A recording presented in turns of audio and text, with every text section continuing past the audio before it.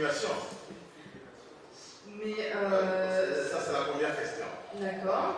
Alors, la deuxième question, c'est... je sais qu'en Europe, il y a Leiden. Leiden, il y a... Oui, le centre de Leiden. Le centre de Leiden. Ok. Est-ce que vous êtes en coopération avec le centre de Leiden? Parce qu'eux aussi, ils font beaucoup d'archivage. Et ils hébergent beaucoup de données. Le MPI, voilà.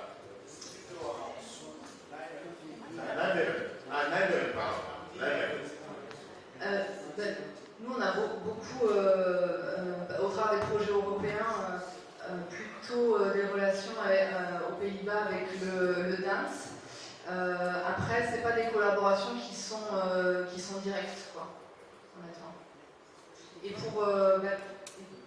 pour la question vraiment d'un humanistica Cameroun, de toute façon, ça a sa place, c'est la francophonie. Après, au niveau des statuts, là, je ne pourrais pas répondre parce que j'avoue que j'ai pas relu les statuts de l'association avant de venir.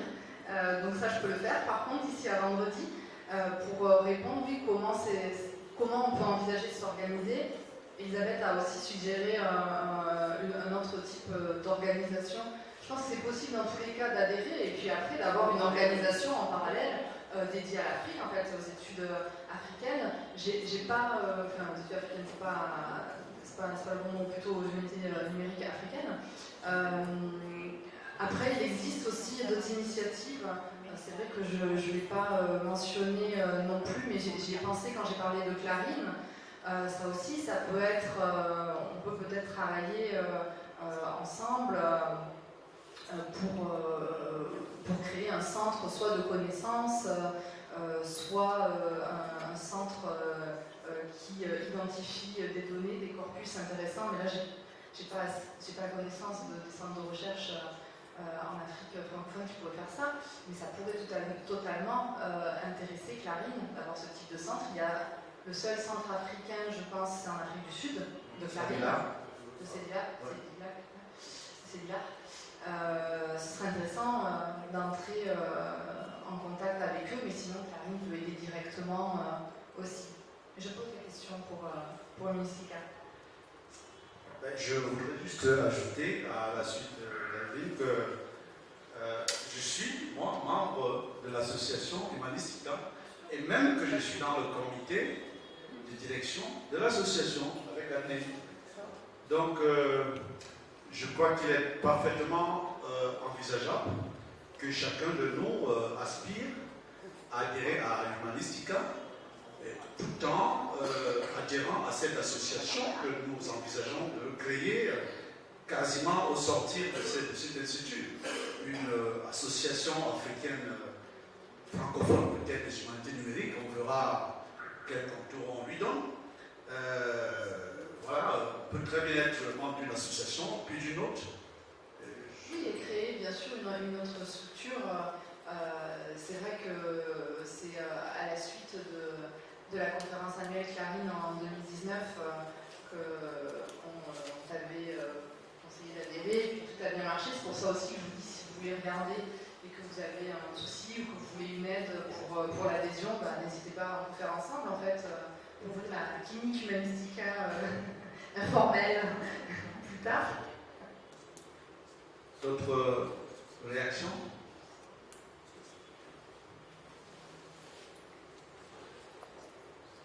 Ok, merci à vous pour la présentation. Vous avez, dans votre communication, donné une liste de mesures d'accompagnement des projets.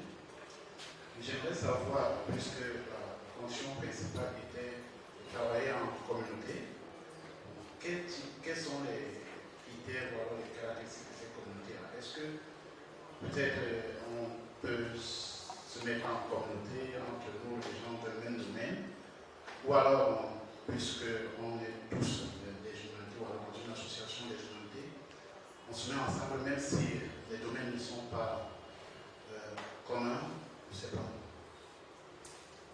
Alors, je ne suis pas sûre d'avoir bien saisi toute la question, mais aujourd'hui c'est quand même rare.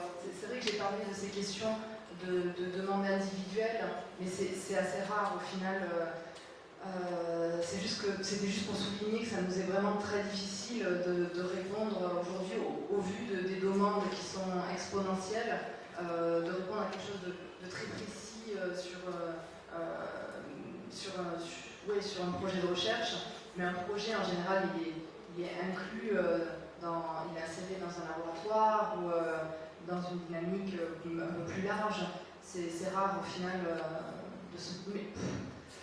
Finalement, même une thèse aujourd'hui, est-ce que c'est un projet vraiment individuel? Je ne sais pas, je ne suis pas sûre, quoi. Je suis pas sûre qu'on travaille encore comme ça, parce qu'on a besoin justement de partager ce que l'on trouve. Alors, de manière très classique, on a tous participé à des congrès, c'est fait pour ça, hein, justement, les congrès des grandes associations, de pouvoir confronter les résultats de notre recherche avec d'autres, mais maintenant il y a d'autres manières aussi de le faire, et puis surtout on va plus loin dans la transparence aussi, donc c'est aussi assumer la manière dont on a fait sa recherche, et puis peut-être risquer effectivement d'être contredit ou d'être... mais bon, c'est ça aussi la recherche. Donc je ne sais pas si je réponds complètement à votre question, mais c'est devenu vraiment rare quand même, des points comme ça, vraiment individuels. Après, c'est plus facile pour nous si... je ne sais pas, vous êtes dans quel domaine? Linguistique. Ah, voilà.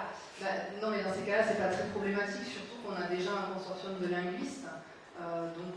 Soit la question est directement posée aux linguistes, soit par le biais, s'il y a un accord avec un laboratoire francophone ou un projet commun, vous aurez accès aux services sans aucun problème.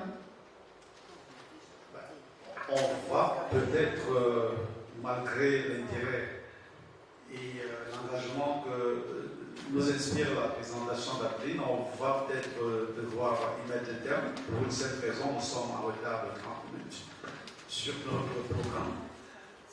Et nous avons des Allemands dans cette salle, donc il faut faire très attention à l'heure. Donc je propose que nous prenions notre pause et que la conférence, la table ronde soit décalée de 30 minutes, et donc retrouvons... parce qu'après, quand même, nous avons un petit temps libre réseautage, donc on peut grignoter un peu 30 minutes dans l'autre temps libre, et puis voilà. Donc allons-y pour 30 minutes. On revient vraiment à 16h30 pour la table ronde. Merci.